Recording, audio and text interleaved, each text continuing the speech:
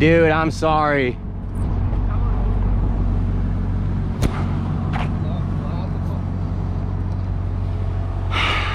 It's all right, it's all right. All right. Fuck.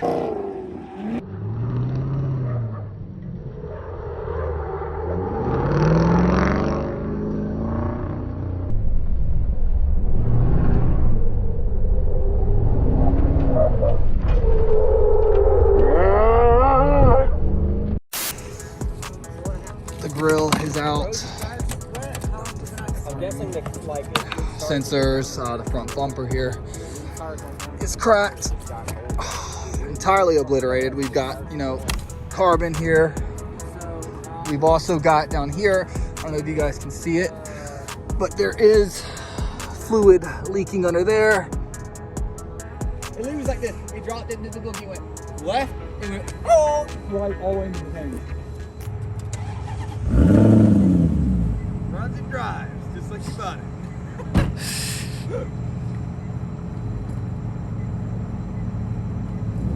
Hell yeah, we're getting out. It's moving, there you go.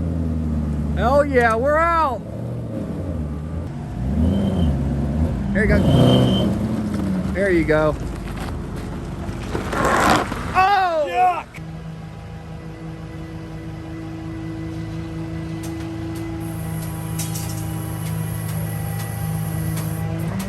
The car wouldn't crank, so the emergency brake wouldn't override, so we just had to drag it on backwards. Didn't want to do it that way, but we had to.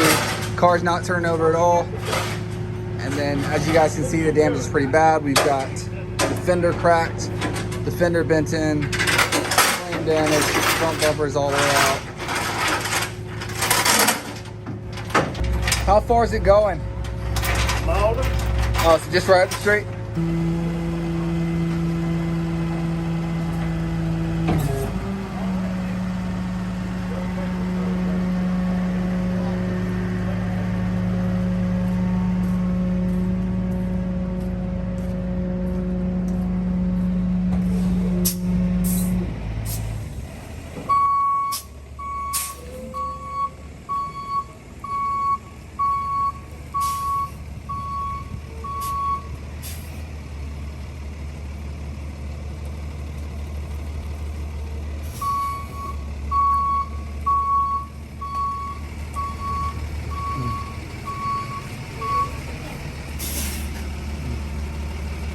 All right, guys, everybody say goodbye to the Maserati.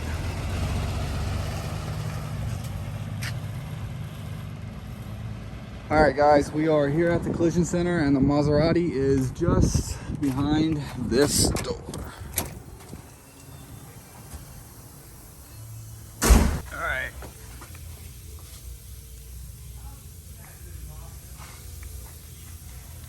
Doesn't look like there's anything too crazy going on. So was there any frame damage with the car? Yeah. There was? Yeah, and it's killed. It really is. So where was the majority of the damage coming from? Right here, and then all underneath the lever is crushed. The floor here.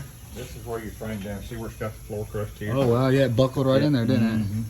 This is the majority of the problem right here. When it bounced in that hill, it must have just collapsed in, and all that pressure. That's what happens when you got 4,000 pounds just dropping in a ditch. All right, guys, super sad to see it go. But let's say our final goodbyes to the short-lived Granturismo. Gonna miss you, buddy. All right, guys, this is the part of the video where we have to explain ourselves with the Maserati situation.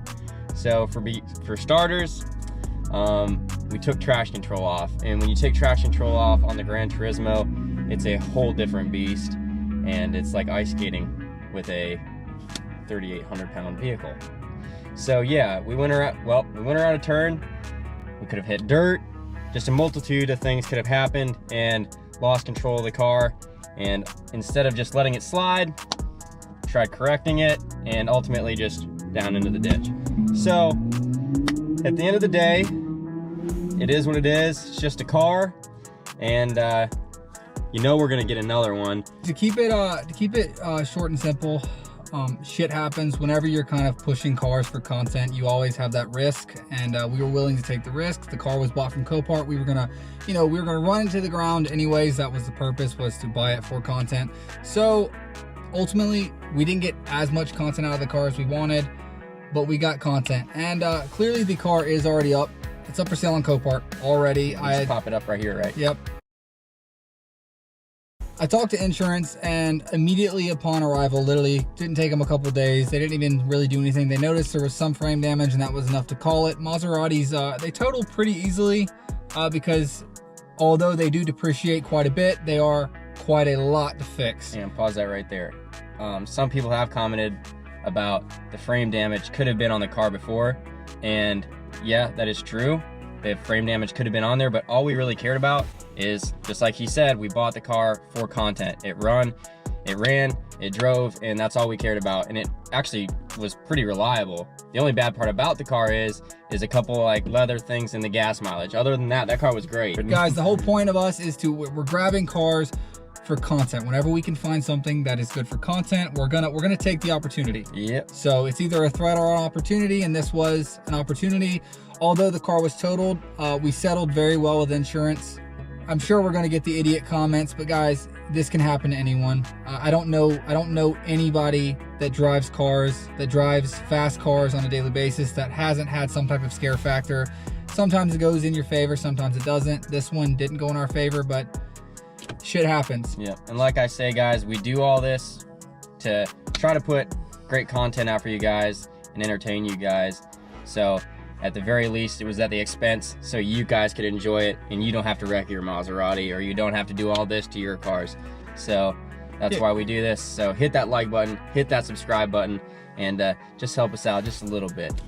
We're still trying to figure everything out, and we're trying to be different. We're trying to have our own original, spin on things, and it just kind of bit us in the ass. But with that being said, we learned a lesson.